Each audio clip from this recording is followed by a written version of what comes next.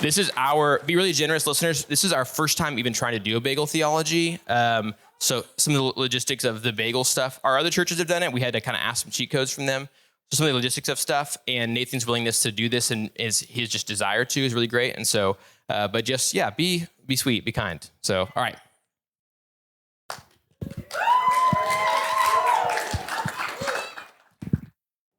Hello? Wow. Okay, so I hate the caricature of Gen Z that we know technology and thus people expect me to know what I'm doing. I don't know how to turn a power switch on, so I struggle. Okay, so this morning has been stressful to say the least for me. About 40 minutes ago, all the notes for the second session are gone. They were deleted by a demon or something of that sort that hates me. So I am like Job this morning and going to suffer through, or maybe I'll be God and you'll be Job having to suffer through me in the second half. But the first half, I have all my notes, so it'll be good and clean and ready to go. Since we don't have any prayer or any worship or liturgy this morning, I want to start us off with a prayer. This is Advent season. This is Christmas season. And although this isn't going to be the typical sermon, the point of all of this is to lead to Jesus and his coming and the kingdom that he inaugurates. So let us pray. Go. Hello, there we go. Okay, hopefully that doesn't happen again. Okay, so the title for this bagel theology is called The Story Before the Christmas Story. Like I said, this is not your typical Christmas sermon. We are taking a few steps back from the birth narrative. In fact, 500 years of steps back from the birth narrative to set the stage for the coming of Christ. And now, because of this, we have a bit of a so-called gap. Hello. There we go. Good stuff. Okay. Tech team for the win, everybody. Awesome. Okay. So we've got two testaments. We have the Old Testament, or the Hebrew Bible, with the threefold sections, the Torah, the Nevi'im, the Ketuvim, and then we have the apostolic writings on the other side, or known as the New Testament. But like any perfectly good bagel, they are good on their own, but they sort of need something to help them, stick together. We have two perfectly good halves, delicious. However, there's something missing, and that is the Second Temple period. This is both the history and the literature that's produced during this period that sort of locks these two in together to help us understand the conversation they're having with one another. Another way of thinking about this is through the Star Wars movies, for those nerds out there. So we've got two trilogies. The original, released between 77 and 83, make up a cohesive unit, or a testament, if you will. And then we have the second set of movies, which chronologically predate. And you can watch these movies, you can enjoy all six as one coherent whole, and it's quite enjoyable.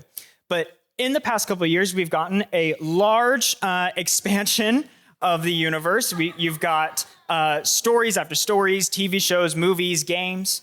And with all these additions, you get ones that now go to the wayside, that are just considered legends at this point.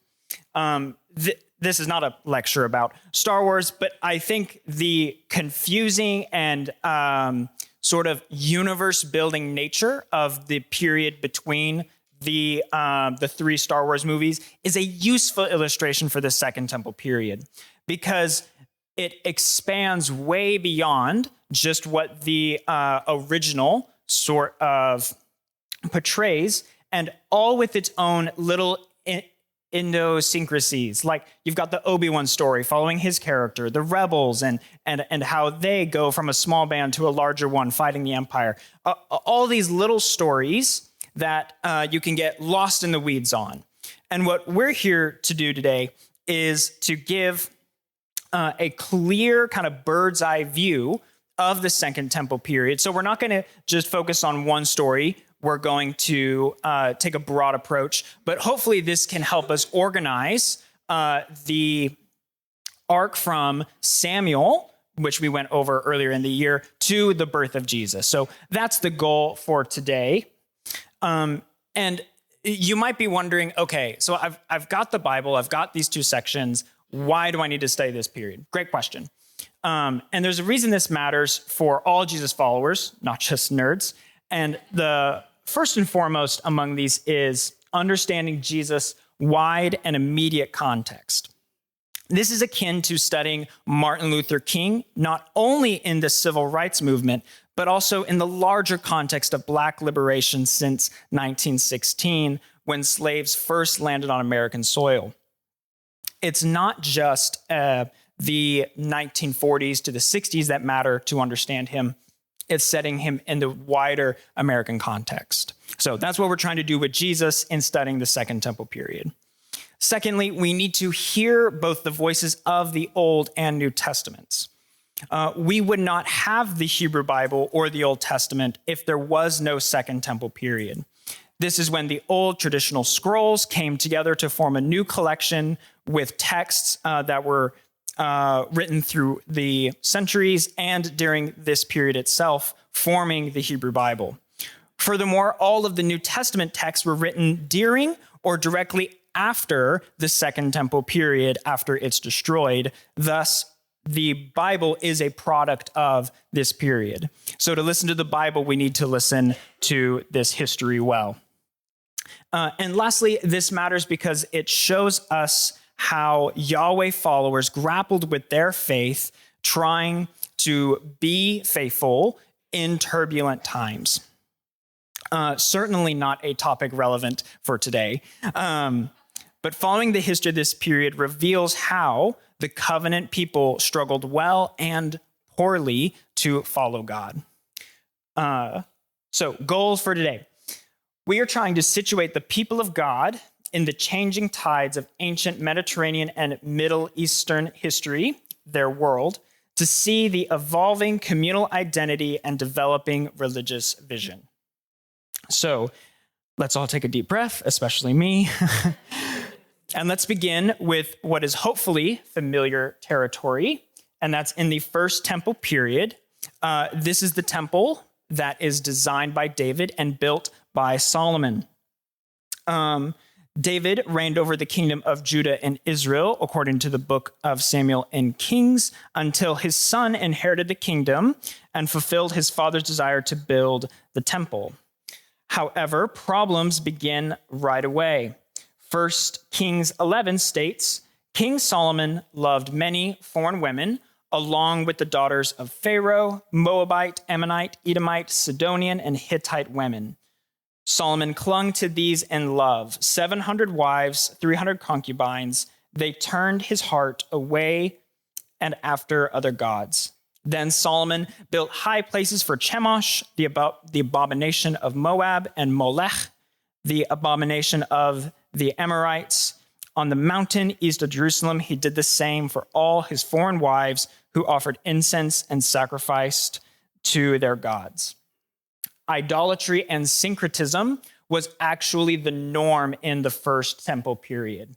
The covenant was likely available, but for the most part, the people saw Yahweh as their state deity, but not necessarily relevant for them. Their local gods were far more accessible to them. So faithful Yahweh worship was not prevalent among the people and certainly not among the ruling powers. This syncretism and idolatry pervaded the entirety of Israelite society. Only a small prophetic group like Elijah, Amos, Isaiah, Jeremiah, and Ezekiel would remain faithful to Yahweh and cry out against Israel's idolatry. This prophetic group, which gives the account of this period in Samuel and Kings and the books of prophets, that's how we get Bible from this period.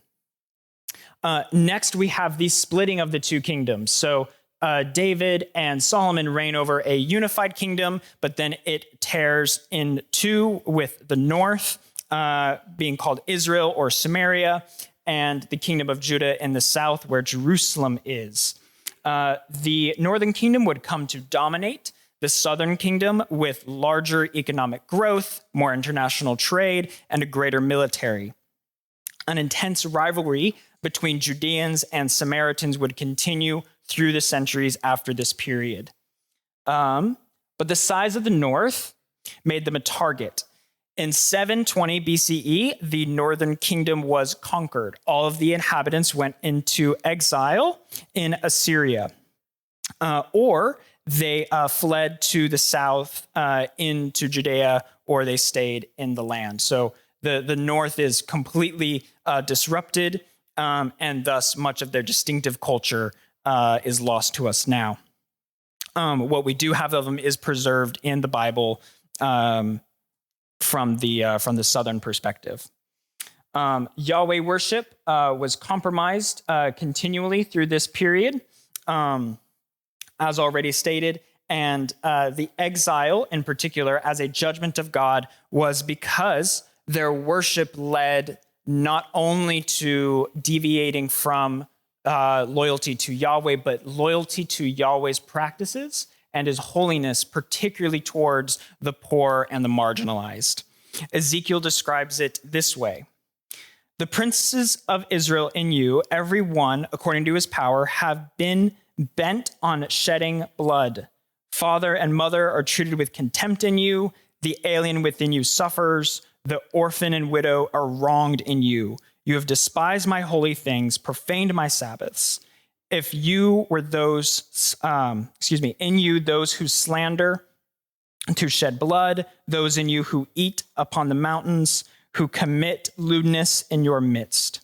So in this passage, we see that Ezekiel is blending both the sacred, the Sabbath, the holy things, and the treatment of the Israelite citizens and the people, especially those marginalized. So this is why the exile occurs. This is why God brings judgment on the northern kingdom and then to the southern kingdom. I'm sorry, I think I'm missing a slide, but that's okay. This is when the exile occurs for the southern kingdom. This behavior brings about God's judgment, and the attack leads to the destruction of the temple in Jerusalem. This very well could have been the end of Israelite society as we know it. Most of the time, whenever a kingdom is defeated in this manner, all of their culture, all of their texts get dissolved or assimilated into the dominant culture. The key to this not occurring is that small prophetic group that is intensely loyal to Yahweh and refuses to lose their identity, refuses to give up on this covenant community.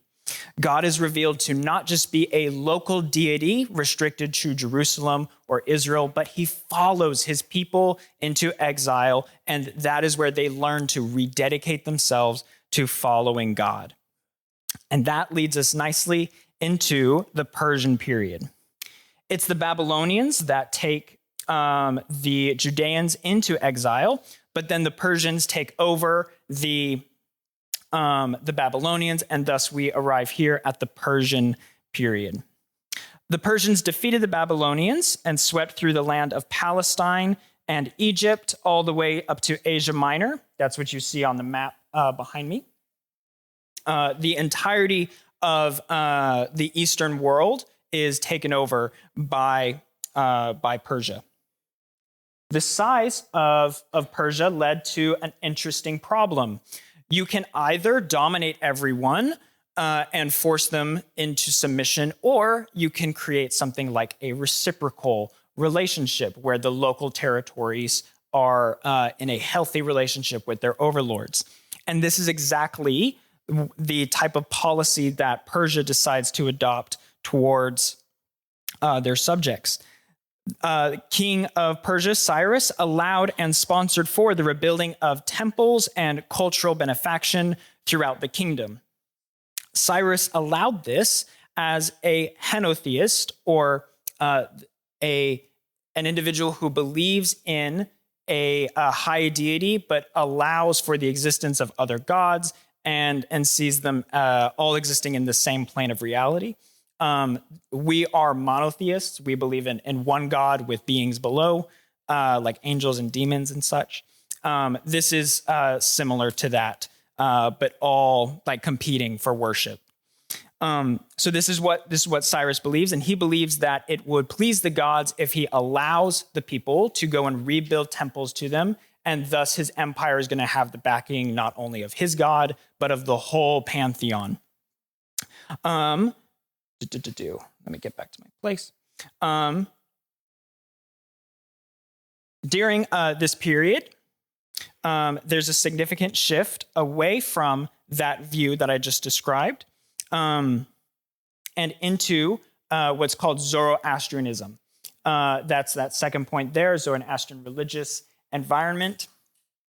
This is when that distance between all of those gods and a transcendent being begins. So you have not just a competing plane, but you have a high being with ones below, which starts to harmonize well with how the Judeans themselves think about Yahweh. Instead of just one big melting pot all vying for control, instead there's a transcendent reality where God exists separate from his creation, and therefore let's say a stronger distance. This allows for the development that we see in the Bible. There's a quote from George Athos that I think is helpful here. Before the Persian era, most people did not think of the gods as existing in another realm. Rather, the gods were a part of one universal reality, supernatural and powerful for sure, but they resided in a divine court in the sky or a sacred location on earth. But from the Persian era on, God came to be seen as a spiritual being who was separate from the universal reality. This religious development impacts the Yahweh followers throughout the empire, and that community is who we turn to now. So just to land the plane on this point, the multiculturalism of the empire was in direct tandem with the religion of the day, seeking to please all of the gods while still having one being that was above them all, and that works well with developments in the Judean community. Okay, so we have the diaspora at this point after the exile. So there are a community within Babylon and Persia. Those we see up there to my left. And then you have a group in Samaria, Judah, and down in Egypt. For our purpose, these are the locations that we're going to take note of. First of all, the significant portion of Judeans remained in Babylonian Persia. We know this from their Yahwehistic names and from the eventual rise in the rabbinic tradition that comes out of Babylon. This was a devout group that followed Yahweh closely and held on to their identity despite being detached from the land. Next, we meet the Samaritans. This was the group descended from the northern kingdom of Israel. Shortly after the deportation of Judea in 586, these Samaritans built a temple on Mount Gerizim to Yahweh. However, this still participated in the syncretistic idolatry, although it was a temple to Yahweh. This brings us to another syncretistic group in Egypt. They fled after the destruction of the north down into Egypt, and they participated in Sabbath and in Passover, but they were still syncretistic. And then we have the Judean community who returned from exile to Jerusalem in order to rebuild the temple.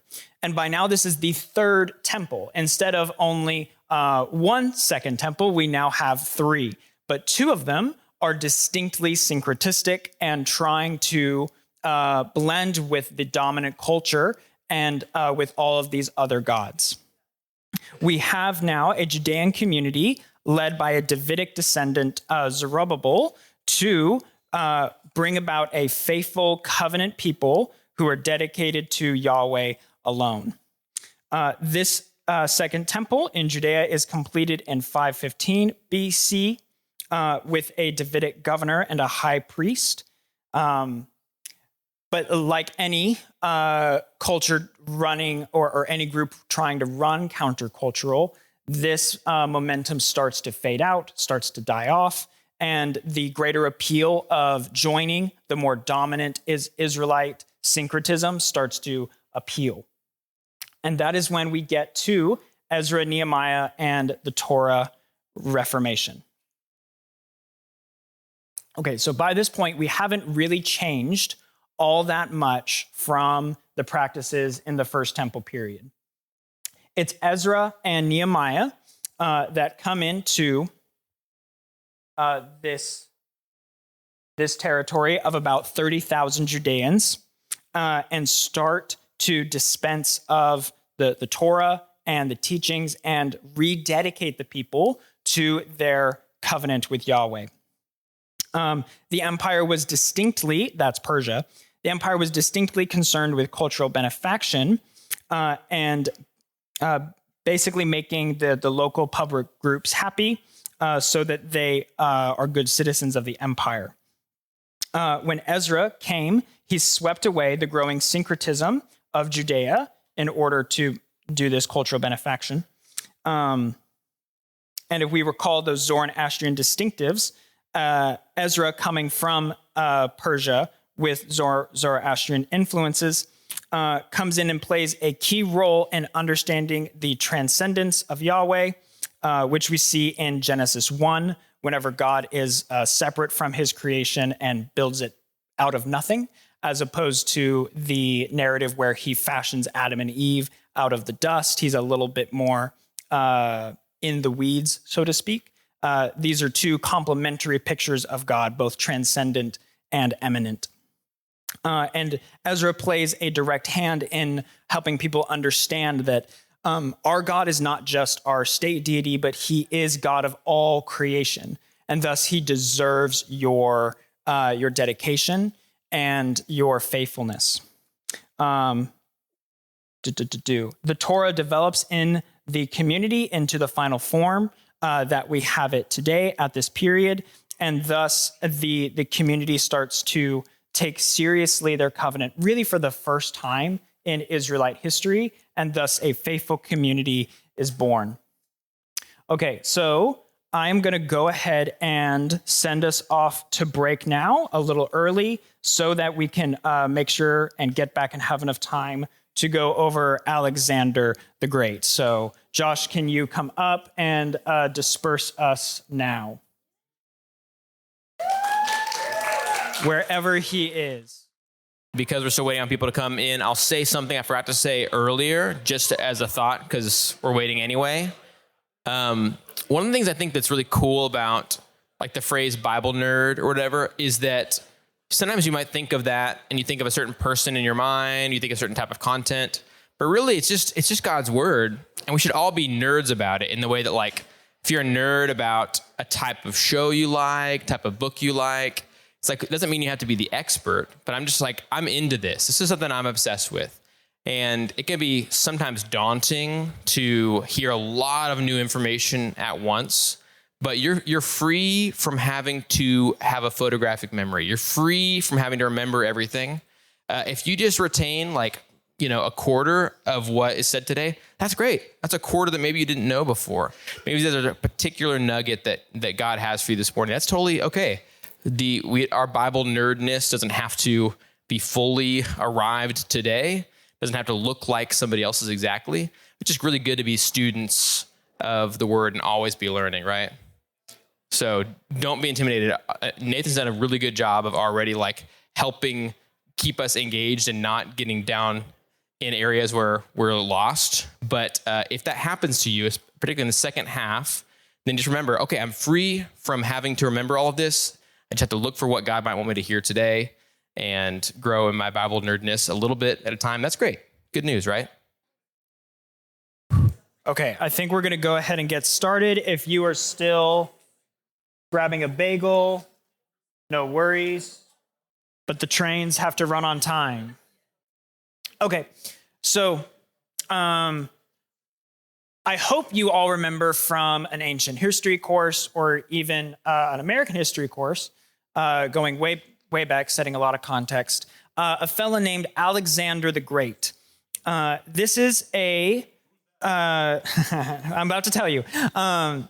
This is sort of an underdog story who ends up taking over the world and creating the largest known empire till this time period.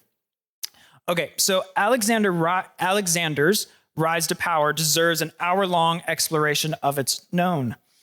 After tutelage under the famous Aristotle, he became king at 20 years old in 336 BCE. He quickly unifies the Greek city-states and takes the battle to Persia. And by the age 32, in 12 years, Alexander conquered Persia and sat in Cyrus's throne, creating the largest empire the world had ever known, and died that same year, never reigning over his empire in the time of peace. What Alexander did changed history forever, and that includes Palestine for both Samaria and Judea. Okay, so control over Palestine, you see there on the graph there, before 351, is controlled by Persia. And then a Samaritan named Sanballat II takes control and then is quickly squashed by Persia, which is then quickly overturned by Alexander the Great, which is then turned over by one of his generals, and then another one of his generals, and then another one of his generals, and then another one of his generals, and then another one of his generals, and then another one of his generals. So this period from 351 to 301, you had, if I'm counting correctly, 5, 6, 7, 8, 10. You had 10 separate empires come and besiege Jerusalem and take over. So it's hard to get at what this experience would have been like growing up, but imagine if in Denton we had Oklahoma taking over, and then we had New Mexico, and then Louisiana, and then over and over, a military overthrow of the last government happens each decade of your life. This level of turbulence sort of creates a pressure cooker for identity. It puts a strain on how you identify as a person. And you can either devolve and just assimilate into the larger environment, or your identity solidifies. And those are exactly the type of responses we're going to dig into here. Okay, the ping pong game over control of Palestine began quickly after the death of Alexander. We just explored that. You don't need to remember these names, but if you do, that's great.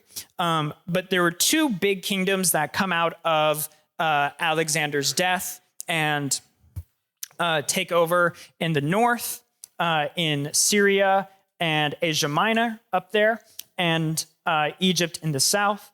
Those are the Seleucids in the north and the Ptolemies in the south. And with all the tussle, we end up with Ptolemy control in 301 BC. The Ptolemies took over and deported thousands of Judeans to Egypt. This amounts to a third exile.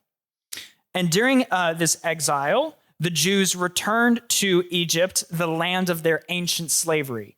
So you can imagine what that would have done to the psyche of someone whose very identity is rooted in being freed from slavery, from the Exodus, now is in the very land his ancestors were freed from. This is nothing short of a complete revamp of one's view of themselves.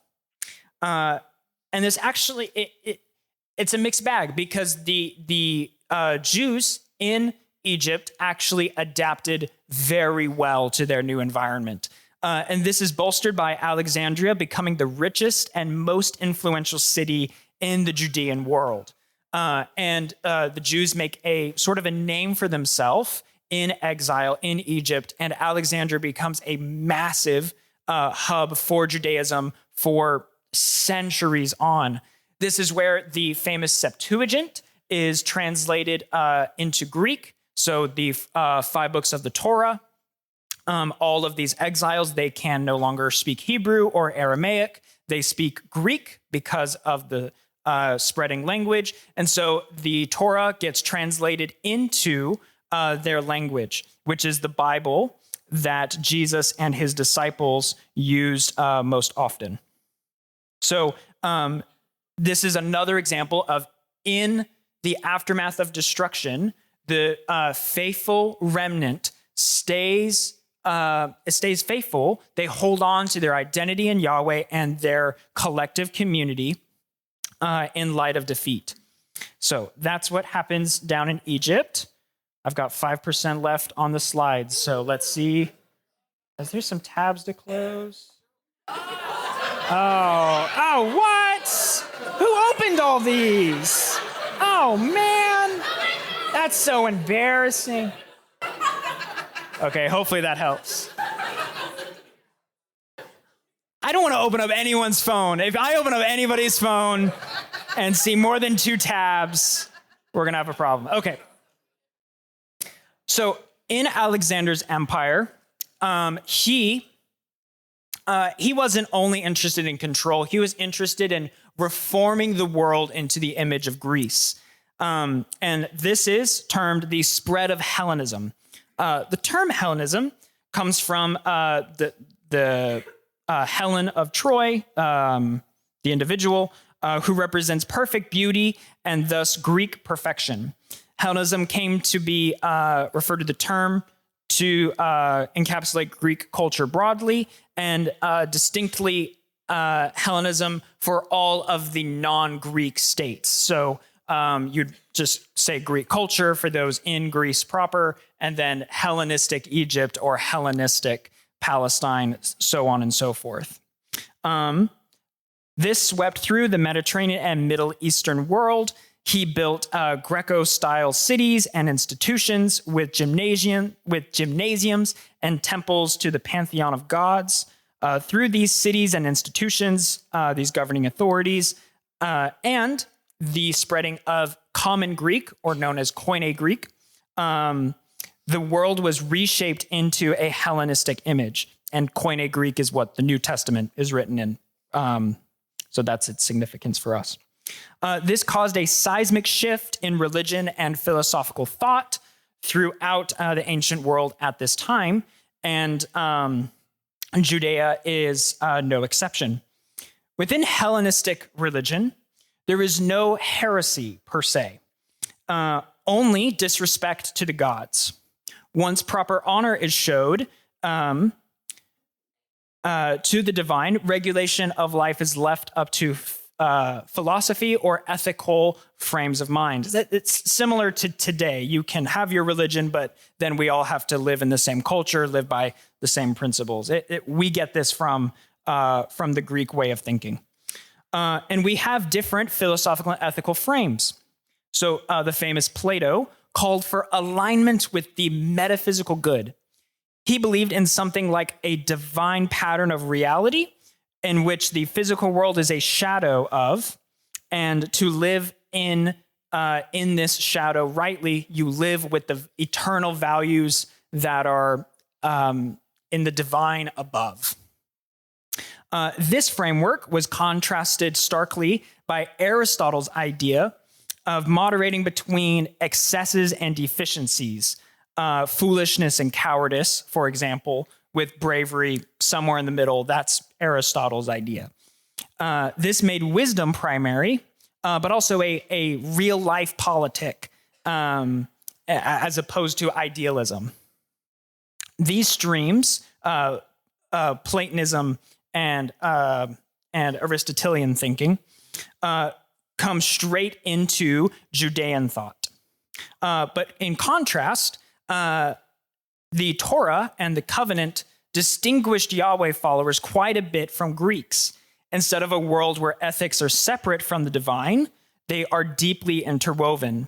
In the Torah and revealed through the prophets, Yahweh was an intimate God, not far off and inaccessible. But also harmonizations occur. Through Plato's ideas of the good and the transcendent, The sort of transcendent view of God that we discussed earlier with Zoroastrianism starts to take on a greater quality. And this is where we get language around God's attributes, his goodness, his faithfulness, his hesed love, his covenant faithfulness. These sorts of ideas start to take on like these permanent pillars that hold up reality. Instead of just a personal relationship, it becomes a metaphysical building blocks for reality. This led to what is called an apocalyptic or eschatological frame of thinking about the world.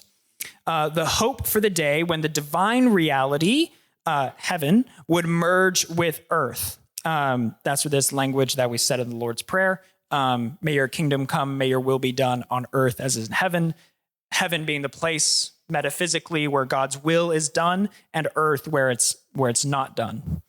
The hope for the day when these would come together and be restored. The book of Daniel, written during this period, typifies this divine realm of angels and also monstrous beings that are opposed to God's will. In contrast to this, Aristotle's ideas also came into Judean thought. As opposed to this idealism, the practical and realistic vision is seen in adapting to the world that is around you. This is typified in Ecclesiastes, which, in light of a chaotic world, gives a wisdom to live a simple life, to let all of the chaotic and unfairness of life go by the wayside, and simply remain faithful to the small things.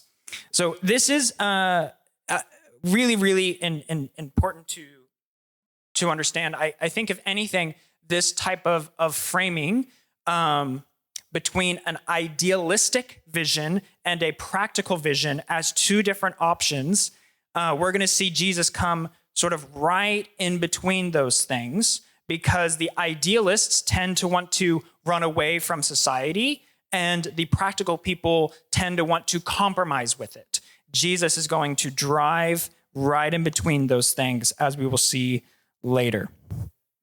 Okay, so a political realignment of Judeans at this time occurs.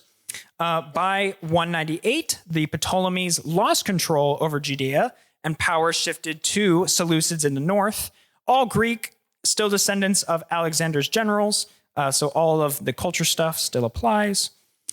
But this leads to sort of an alignment that you see up here that we're going to discuss. On one end, you have Jewish progressives that embrace the Greek way of life, from art to dress to politics, education, and such, even nude athletics in the gymnasium. The majority of these Jews lived outside of Jerusalem and outside of Judea, but with a growing number inside Jerusalem. Their faith in Yahweh completely synchronized with Hellenism, and with maybe the worship of other deities, maybe not, but the ethics and the practices of the Greeks, we'll take all of that. That's their idea. The Torah became just one of many ethical options for living the good life. Next, you have a minority, this is probably the smallest group, of moderates who govern Judea from the temple. Instead of a governorship at this point, the temple leader became both governor of the politics and of the religion at this point. And they had to mediate between the Hellenistic overlords and their faithful Yahwehistic populace. And they were in a hard spot. This meant that any hope for a Davidic kingship was lost at this point among all of the elite and the powerful, compromising with power while still trying to maintain the semblance of covenant faithfulness. The largest but least powerful group were the conservatives. Food laws, Sabbath, circumcision, total Torah observance was the hallmark of this group. They were opposed in the growing influence of Hellenism, Although the best ideas, they oppose the growing influence of Hellenism. Although the best ideas certainly infiltrated, we already discussed that, public manifestations of Hellenism were abhorred. Noteworthy subgroups are the intellectuals of Greek education, but were still devoutly committed to Torah. Figures like Daniel and many centuries later, Paul the Apostle roughly fit into this category. A next group were called the Hasidim. They were culturally and religiously conservative, but instead of finding sanctuary in scribal tradition, they plotted a military uprising in order to push back the encroachment of Hellenism. That's going to become very important in just a minute. The ultra-conservative scribes and educated lay people were another group. They're what are going to become the Pharisees. And then out of that group also the Essenes, and we're going to get into them as well in just a moment. And finally, you have the Davidic loyalists, who not a part of any one specific group, but they certainly still hoped for and yearned for the day that Yahweh would choose a ruler from the Davidic line to bring about his purposes. Okay, so that's the stage. The progressives, the moderates, the conservatives. We've got Hellenism as a growing influence, empires turning over the kingdom, and in all of this, Jews are finding themselves with sort of limited options. And you can imagine this tinderbox of tensions between the Jewish groups and Hellenistic overlords would ignite at any moment. And that's where my notes end, and where, let's just call it winging it, begins. Okay. And with 15 minutes, let's do this. Okay. Let me pull up what notes I have. Okay. So I want you all to imagine, we already talked about a military uprising. Picture yourself in that place. Most of us in the room are not prone to violence. And so we have a hard time when we see something, I'll be frank, when we see a response like October 7th to the Israeli occupation. And I'm not trying to get into the details of that moment, but simply highlight that enough oppression pushes people to violence. You're a child. You've grown up under oppression. Your people are marginalized, laughed at, seen as backwards. There's no real hope for independence. You have friends who are going to sit at the sidelines and wait for the resurrection. You think they're silly, and then you have friends who have just left your culture altogether and give lip service to it only. You're angry, you're frustrated, and then it happens. The empire strikes. There is a man named Antiochus Epiphanes who is a Seleucid in the north. This map here. He wants Egypt. So he goes down into Egypt and tries to start a war. Rome, the superpower at the time, intervenes and says, "Nah, fam, we're not about that." That's an exact quote. There's so many details of this period I want to get into, but we don't have time. Basically, they embarrass him and send him running. With that, this Judean group, the Hasidim, see this as an opportunity to take power. They thought he was dead, and then Antiochus shows up on their doorstep, very much not dead, and appears friendly. And is it gone? Oh man, it's just me now. Okay, you have no choice. You can do it from you can do it from yours. Okay, I'll just point to you. But you need the thing. Okay. Well, I'll just keep storytelling. If we learn anything from this bagel theology, it's to do a rehearsal first. Okay. So Antiochus shows up at the front door,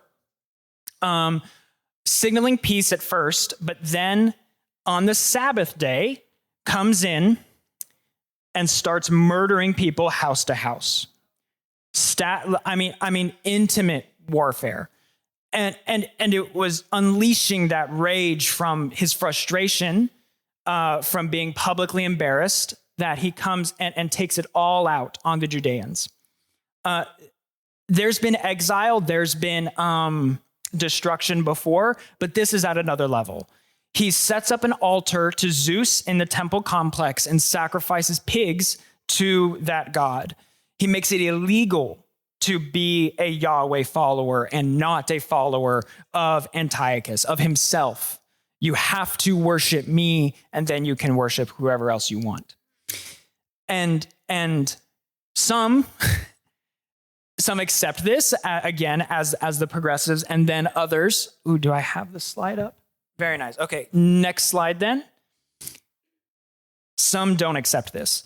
So a leader of the community named Matthias, whenever his compatriot goes up to make the sacrifice to Antiochus, he murders him. And then he flees with his 5 sons into the Judean foothills.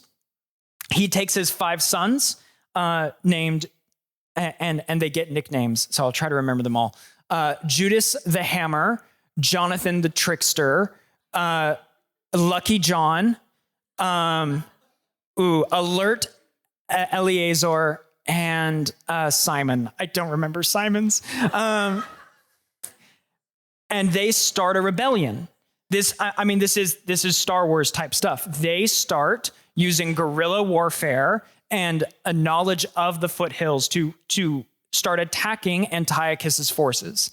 And they start doing this whenever the 3 major empires, Rome, the Ptolemaic Empire, and the Seleucid Empire, are all having like a tussle up at the top, figuring out who's going to be the dominant force. And then you've got this little nation that just won't settle down.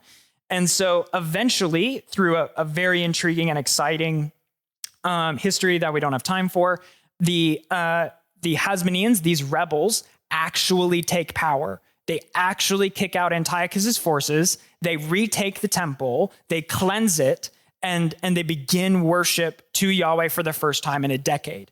And that's what Hanukkah celebrates, is the rededication of the temple. Can we go to the next slide? The independent Jewish nation. Perfect. So you now have another option. You've got the progressives, you've got the moderates, you've got the conservatives. The moderate position shifts from simply, giving your dues to taking power.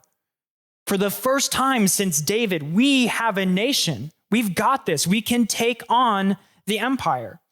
And you can see there in the smaller picture there that it starts out in that little white center and then goes out to the red and then out to the purple. This Hasmonean dynasty actually takes over a significant part of Palestine. And then you can see there in the blue, that's what it ends up at the scale of the empires. And this has profound effects on the Judean community. So can we go to 4.3, ruptures within Judaism? Perfect. So again, this put a military option on the table. And what's unique about the Hasmoneans, they didn't believe in the resurrection. They bought into Aristotelian practical response. And this sends those 3 groups, the progressive, moderates, and conservatives, they solidify into political entities. So those are the Sadducees, who are the practical ones who vie for power.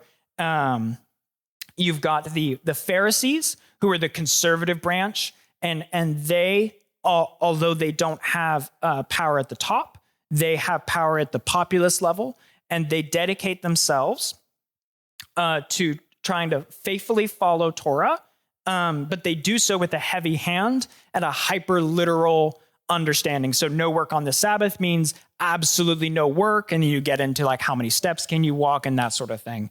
Their oral law was placed at the same level as God's law, and there's this fancy little verse at the end of, I think, Deuteronomy that says, don't add any laws, but that's what they did. It made it, for instance, restrictive on women going into the synagogue during their period, which is only something that's supposed to be for the temple, but they expand it to be holy. It's a bit of a caricature, but that's all we really have time for right now. Jesus himself would have sort of fit into this group, but although with a different pattern for his law. And then you have a group called the Essenes. They're a separatist group. They're the ones who say, this is all a mess, we're just going to leave. They're kind of like the pilgrims who flee to the Americas to establish their own religious group, and thus escaping the whole mess. And that's the state of affairs. You have an independent Jewish nation. You have the Sadducees, the temple lead, the Hasmoneans up at the top. You've got Essenes running away. You've got Pharisees creating a highly restrictive system to respond. And then can we go to the Roman Empire, please? We get another takeover. So the Romans finally kind of have enough of the Judean territory being a mess, and they just decide to take over. There's, again, a very exciting history. There's a woman named Cleopatra who seduces two different Roman leaders and uses them to try to take over Rome, and it's super exciting, but she dies, so it's fine. Instead, for our purposes, can we go to Herod? Next slide. Thank you. So this is the guy, this charming looking fellow, is the guy who takes over Judea. This is the Herod that you read in the birth story. At the fall of the Hasmoneans, he's sort of one. He marries one of their daughters, which sort of counts enough. He portrays himself as a Davidic figure. So David, if you recall, takes over Israel after Saul. So David sort of overthrows a political elite. Herod, he overthrows the Hasmoneans. He himself is sort of like that. The other big thing is that Herod has a massive renovation of the temple. I mean, the scale of this thing from a building, I mean, probably literally the size of this room, the second temple before Herod's renovations, it becomes a massive complex, the largest religious structure in the world at this time. And it was a small Jewish community that now has the biggest temple because of Herod. So he's self-validating.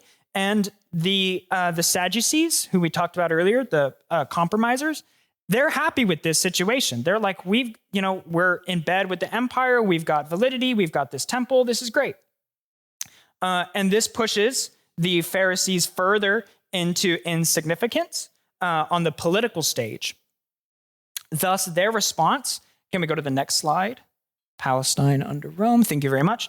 They start taking the temple prayer houses that had developed up until this point, and they start taking them and shipping them into the synagogues of Jesus' day. So this is where the wealthy elite would send their children to be educated in the Torah, and was sort of the communal gathering place where not only prayers and liturgies were taking place, but now there was Torah readings. Now they were exploring the prophets, and now the populace was getting more and more involved because the Pharisees couldn't bring about their purposes at the political level. So this is very important for Jesus' day, that only a few generations earlier than his birth, the synagogue structures weren't as built up as they were when he was born. So God's timing is pretty good. The other slide you see there is the economy of Rome. This applies to far more than just this period, but it is really relevant at this point because it gets worse under Rome. So down there at the bottom, you have the expendables and the unclean and degraded. Those are lower than the homeless today because it would have been even shameful to take care of them because you get no honor for taking care of them. They're expendable. They're worthless. Don't even bother. The next and by far the largest group on our graph there are the peasants with artisans, merchants, and priests and scribes starting to climb up to the top. And then you have the very thin governing class with Caesar up there at the top. And you see the arrows at the bottom there, numbers. And then on the other side, you've got power and privilege. This is an accurate picture of the ancient world. We have a fair bit of wealth inequality in the States, but it was turned up to 1,000. It was a brutal time to try to be a regular person. So it's in this context. You've got the Pharisees, you've got the Sadducees, you've got the temple leaders who are compromised with Herod and with Rome. But you've got a swelling populist desire to see God at work. And a few of them want to see God at work the way they just did, through military power. Then you have a few who have a Daniel-like hope. They see, instead of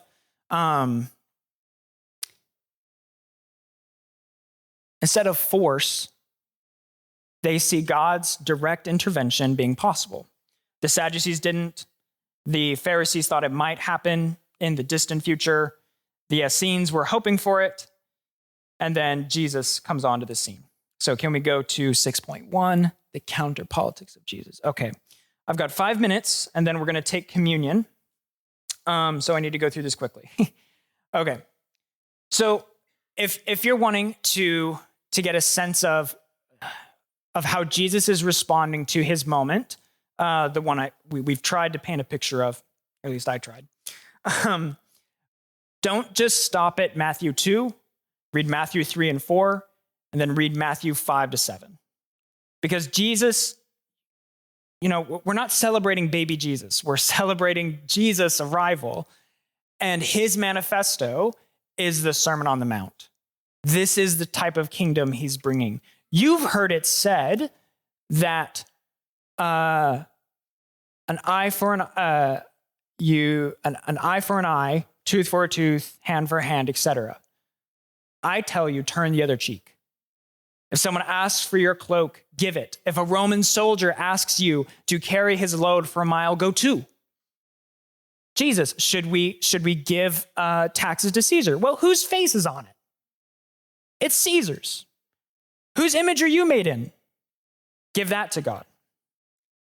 Jesus had a counter politics of his moment. He wasn't interested in gaining power and taking over. He was interested in changing hearts. In Matthew 1, when Gabriel shows up to Joseph telling him he should stay with Mary, he says, this Savior will come and save them from their sins. In Luke, Gabriel tells Mary that he will establish the kingdom of God. These are not two different things. These are the same thing. Jesus' enemy was not Rome, and it certainly wasn't the Sadducees, it wasn't the Pharisees. They saw Jesus as their enemy, but Jesus didn't see them because he hung out with tax collectors, he hung out with prostitutes, he hung out with Pharisees. His goal was to defeat a different enemy, the enemy that lies within all of us, and the enemy behind Rome, the spiritual powers and principalities that exist taking over the world. Okay, go to the next slide, please. Jesus' kingdom, we see in the Christmas story, who shows up? It's peasants, the majority. It's foreigners with the wise men. Jesus was bringing in everyone. He wasn't interested in who gets to reign and rule. He is interested in everyone coming to him, but he wasn't interested in them coming with all of their baggage. And what I mean is, no, you don't get to be a separatist from society. You have to be in the world, but not of it. No, you don't get to bring your sword, Peter. Put that away. No, you don't get to regulate away the sinner, you Pharisees. No, the prodigal son has to be returned. He has to come back. And if you can't make room for the prodigal son, the one who returns, you can't enter the party. You can't enter the kingdom. So he was both unifying and polarizing. And then the next slide there, Jesus fulfilled and subverted messianic expectations. We've been talking about this in this last section here a bit. I think, the Daniel vision, Daniel 7, portrays this well, where there's this monstrous beast after monstrous beast that represent the empires, and the Son of Man comes riding on the clouds. He's like an angelic, divine, incredible figure that comes, and God anoints him, and he comes and sits at the right hand of God. And Jesus calls himself the Son of Man, identifying with that image. And then he's crowned. He's raised up above everyone on a cross. That's his throne. He didn't picture power. He pictured the greatest sacrifice he could have. He took the empire's greatest tool of torture and turned it into the means for our salvation. That's what Christmas is about, and that starts with the baby.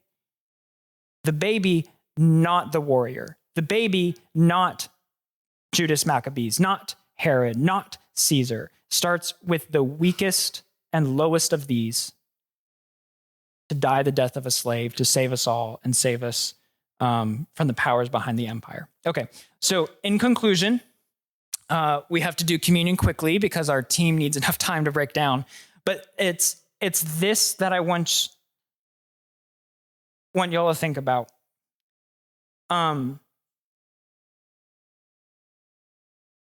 The world offers us a couple answers. Jesus offers the third way.